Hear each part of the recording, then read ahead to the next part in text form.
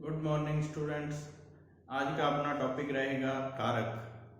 इससे पहले हमने बहुत से टॉपिक किए हैं, जैसे वर्ण विचार, शब्द विचार, संज्ञा, सर्वनाम, क्रिया, विशेषण, और इसी प्रकार से आज का अपना टॉपिक है फिर कारक। कारक किसे कहा जाता है, कितने प्रकार के होते हैं, उन सब के बारे में आज अपने जानकारी प्राप्त करेंगे। पहले कारक, कारक कहते किसे हैं? तो कारक क्या है? सबसे पहले तो जो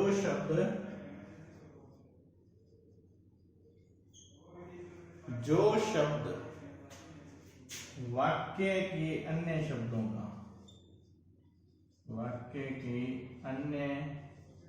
शब्दों का संबंध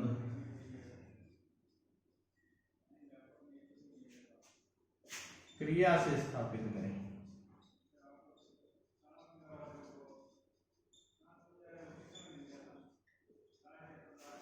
कौन? जो शब्द वाक्य के अन्य शब्दों का संबंध क्रिया से स्थापित करेंगे वो क्या कहलाएंगे? कारक कहलाते हैं। वो क्या कहलाते हैं? कारक कहलाते हैं। क्या होंगे? जो शब्द वाक्य के अन्य शब्दों का संबंध क्रिया से स्थापित करना है। किससे? क्रिया से स्थापित करेंगे वो क्या कहलाएंगे? कारक कहलाते हैं। तो समझ आया कारक क्या है? कि जो शब्द वाक्य के अन्य शब्दों का संबंध क्रिया से स्थापित करने वाले जो शब्द होते हैं उन्हें क्या कहा जाता है? कारक कहा जाता है। इनके क्या होते हैं? चिन्ह होते हैं, ऐसे चिन्ह जो अपने लगा करके उनका संबंध क्या है? शब्दों का संबंध वाक्य के अन्य शब्दों का संबंध किससे क्या करेंगे? क्रिया से जोड़ देंगे। जैसे कर्ता का संबंध क्रिया से जोड़ना तो उसके लिए कारक चिन्ह लगाएंगे। इस प्रकार से ये कितने प्रकार करते हैं? तो कारक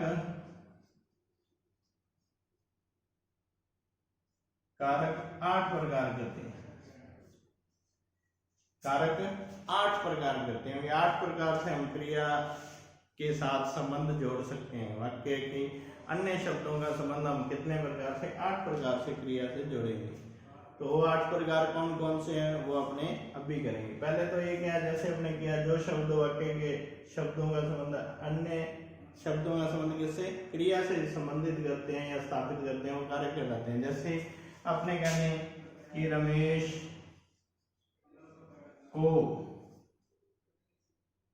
रमेश ने कल जयपुर जाना है। तो ये क्या? रमेश ने, किसने जाना? किसने जाना है? तो रमेश ने। तो ये जो शब्द है ये किसका है? इसका संबंध किससे जोड़ रहा है? क्रिया से जोड़ रहा है। संबंध जोड़ रहा है क्रिया से। संबंध जोड़ने वाला शब्द कौन सा है? ये ने है। ने शब्द है वो किससे जोड़ रहा है? क्रिया से संबंध जोड़ रहा है। ठीक है, जैसे अपने इसको हटा भी दें बीच में से, रमेश ने जाना है, रमेश ने जाना है। इस सब इन क्रिया से कर्ता को जोड़ने वाला कौन है? ये ने है। तो ने क्या कहलाएगा? ने कारक कहलाएगा। अब कारक कौन सा है वो इसके जो अपने 8 प्रकार करेंगे उससे हमें पता चलेगा कि किस वाक्य में कौन सा कारक है जो जोड़ा जा रहा है, या किस वाक्य में कौन सा कारक किसके लिए प्रयुक्त होता है। एक ही वाक्य में एक से अधिक कारक हो सकते हैं, लेकिन वो तो क्या है, जैसे ही अपने किसी कंपटीशन वगैरह की तैयारी करते हैं या किसी में भी बैठते हैं तो हमें वहां इस चीज का पूछा जाता है या उसको अंडरलाइन कर दिया जाएगा कि इसमें कौन सा कारक है, क्योंकि एक वाक्य में एक से अधिक कारक हो सकते हैं। तो सबसे पहले हम इसका क्या करते हैं? सबसे पहले इसके कारक का नाम और उसका चिन्ह लिखेंगे।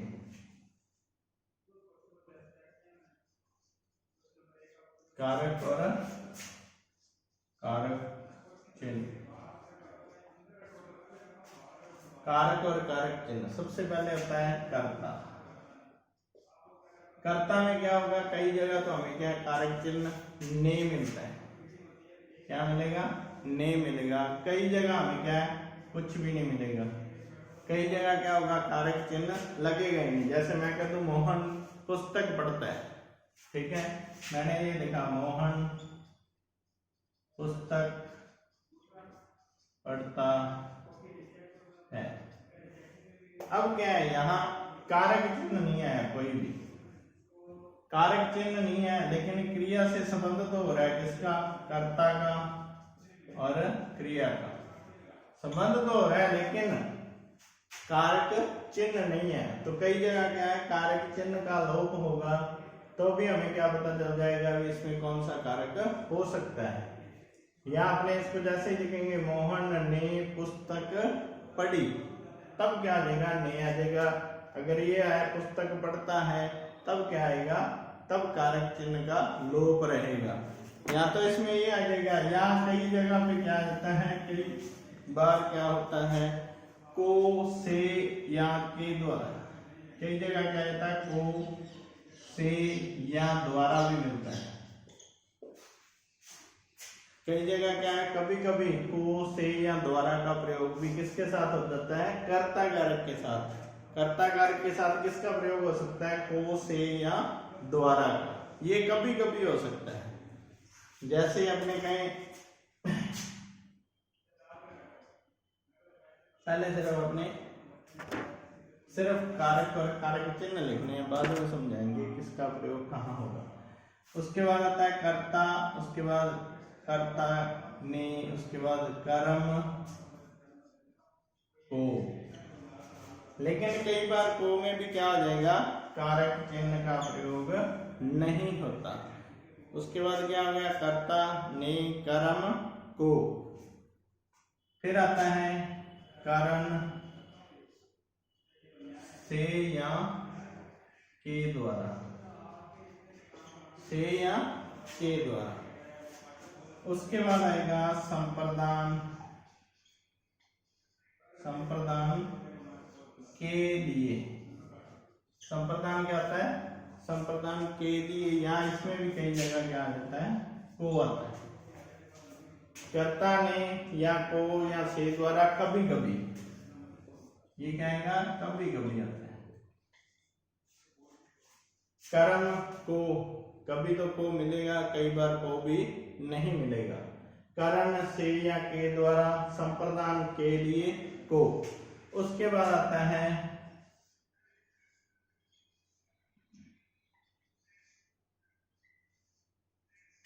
अपादान। अपादान यहां भी क्या आता है, से, लेकिन ये कौन सा आता है, अलग होने का भाव, अलग होने का भाव।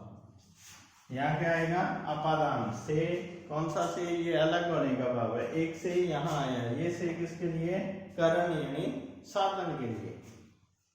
और उसके बाद है छठा, कौन सा, संबंध। संबंध कारक होता है। संबंध में क्या होता है, तीन चीजें मिलेंगी, काके की, रारेरी या ने, ना, ने, नी, तीन आते हैं। जैसे यहाँ दो संज्ञा शब्द होंगे तो उनमें क्या आ जाएगा, काके की। जैसे कहते हैं कि रमेश सुरेश का भाई है, तो यहाँ काके की आएगा। रारेरी, सुरेश मेरा भाई है, तो यहाँ रारेरी आएगा। ना, जैसे कहते हैं कि वह अपना आदमी है, या वह अपना काम कर रहा है, यहाँ आएगा ना, नैनी। जैसे भी आप वाले शब्द आएंगे ना, तो उनमें क्या आएगा, ना, नैनी वाले शब्द आएंगे। ठीक है। उसके बाद सातवां आता है अधिकरण। अधिकरण में क्या होता है, में और पर। ठीक है, अधिकरण में, पर। और आठवां आता है संबोधन। संबोधन में क्या होगा, हे, अरे, छी, ये सारों में क्या होगा, यहाँ चिन्ह लगा होगा, इसमें अधिबोधक, हाय, ये सभी किसमें आएंगे, संबोधन में आएंगे।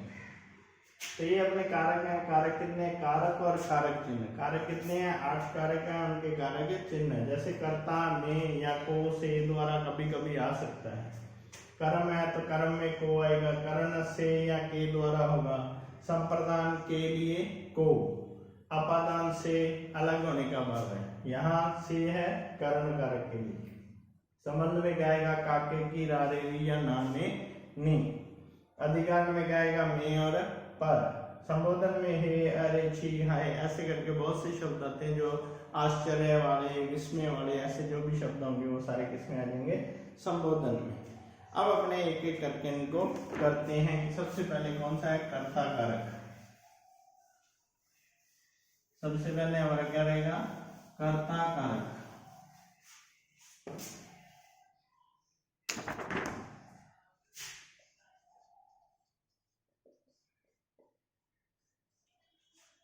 कर्ता कारक क्या है, ने, कारक चिन्ह है इसमें, या कौन से अभी बताए थे, को, से या द्वारा। कभी कभी आ सकते हैं या कभी आ ही नहीं सकता, ऐसा क्या होगा, वो क्या होते हैं, कर्ता कारक। यानी जो क्रिया को करने वाला होता है, किसी भी क्रिया को करने वाला जो संज्ञा सर्वनाम शब्द होगा वो क्या कहलाता है, कर्ता। कर्ता कहलाता है। और कर्ता के साथ जो भी चिन्ह लगता है उसको कारक चिन्ह, कर्ता का कारक चिन्ह कहा जाता है। जैसे अपने कह दें कि रमेश को कल जयपुर जाना है, तो ये क्या हो गया, कर्ता कारक हो गया इसका।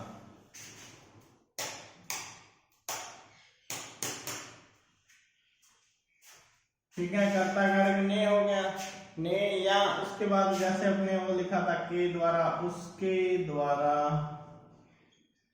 उसके द्वारा, उसके द्वारा पुस्तक पढ़ी गई। या अपने कह दें कि मुझसे चला नहीं जाता, क्या होगा, मुझसे चला नहीं जाता, मुझसे चला नहीं जाता। तो ये अपना हो गया कर्ता कारक ने, या क्या होगा इससे, से या के द्वारा का प्रयोग। या अपने जब कारक चिन्ह का प्रयोग नहीं होता, जैसे अपने कहते हैं मोहन पढ़ रहा है, तो यहाँ क्या हुआ, कारक चिन्ह का प्रयोग नहीं हुआ, लेकिन कार्य कौन कर रहा है, कर्ता कर क्या रहा है, क्रिया। तो जो क्रिया करने वाला है वो कौन होगा, कर्ता, और उसके साथ कारक चिन्ह नहीं है तो भी वो किस में आएगा, कर्ता कारक में ही आएगा। तो ये अपना हो गया कर्ता कारक। दूसरा होता है अपना दूसरा है कर्म को, या क्या कभी कभी को नहीं मिलेगा। दूसरा क्या है, दूसरा को, या को मिलेगा या क्या होगा, नहीं मिलेगा।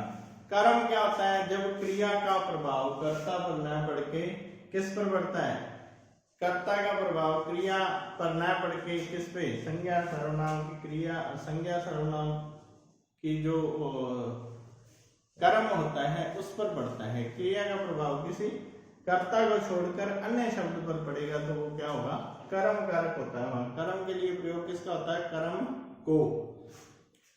जैसे अपने कहते हैं राम ने रावण को मारा, तो यहाँ क्रिया का प्रभाव किस पे पड़ेगा, कर्म पे पड़ेगा। ठीक है, इसलिए यहाँ कौन सा होगा, कर्म कारक। को चिन्ह आ गया इसमें, राम ने रावण को मारा। अब दूसरा अपने लिखते हैं बालक पुस्तक पढ़ता है।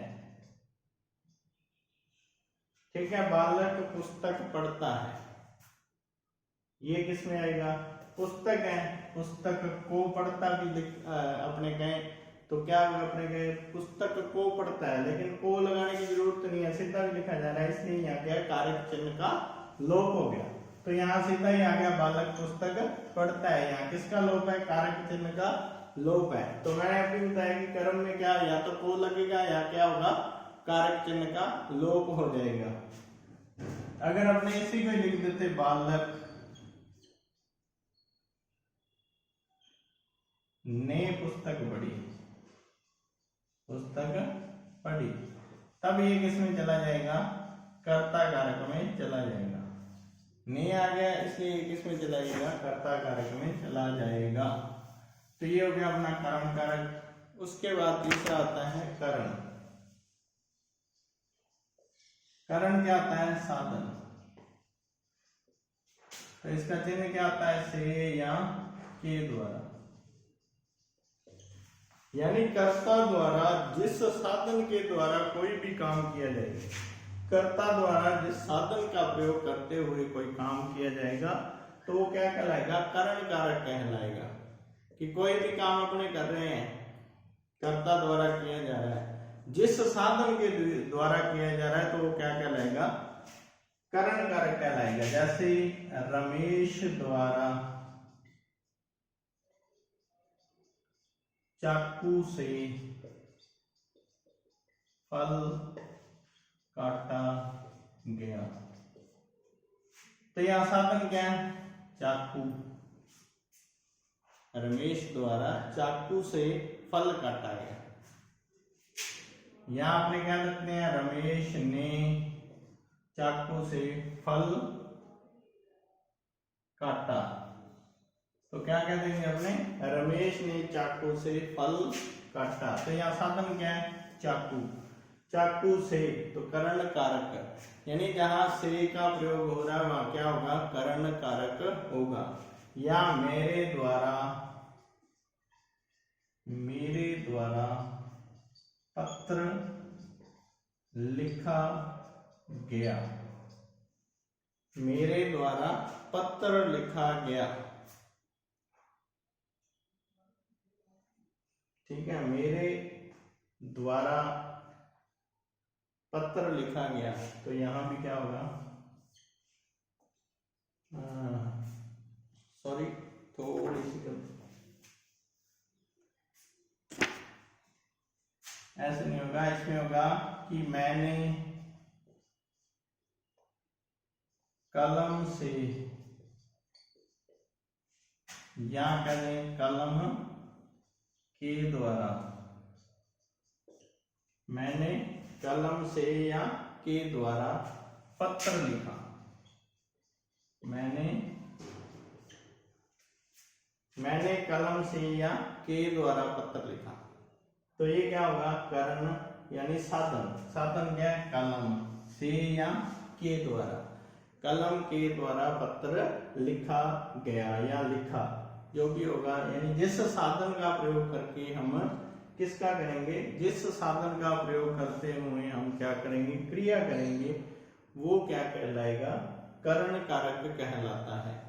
तो आज के लिए इतना ही है। अगला हम इसके बाद दूसरी वीडियो में जो बचे हुए कारक हैं, जैसे करण के बाद क्या आ जाएगा, संप्रदान आ जाएगा, फिर अपादान है, संबंध है, उसके बाद अधिकरण है और संबोधन है, वो सारे अगली वीडियो में हम करेंगे।